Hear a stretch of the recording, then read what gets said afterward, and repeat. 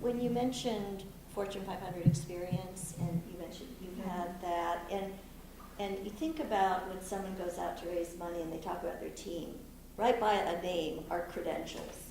Not only degrees, but typically they want to have brand names. So yes, P&G,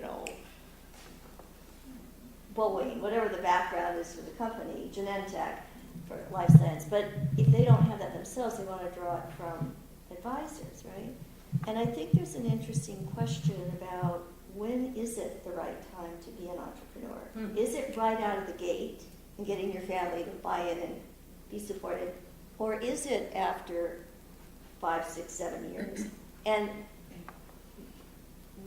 it may be different for each person, but I think assuming that the right way is right out of the gate, it may not be for every person, and I think you can get really good experience in a Fortune 500 company and a lot of rope to hang yourself positively that you can't get when you're an entrepreneur, because the money's managed so tightly and there's so much stress and pressure. If you're a member of a team or a CEO, you don't have a lot of wiggle room.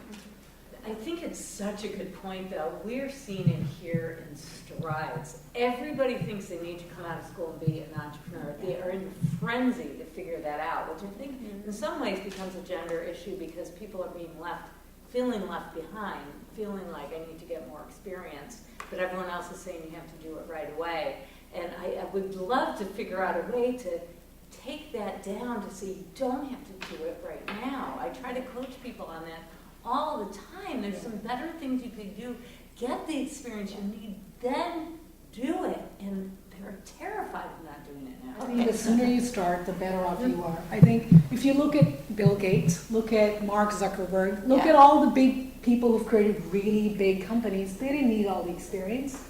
They believed in what they wanted to do, and other people sort of surrounded them to get to the next level in success. So Sheryl Sandberg went to business school with me. She's the CEO of Facebook. But Zuckerberg is a 25-year-old who did, or whatever he is.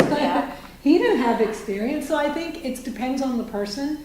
And if I had a daughter, what I would tell her is if you want to start your company, do it young. When you will make you'll make not the same mistakes, but other mistakes. And I don't think you should wait for, I need to do this, and then I need to do this, and I need to do that. No, just get in there and start doing it, because you have to start small, and either it will take or it won't. And if it doesn't take, what have you lost?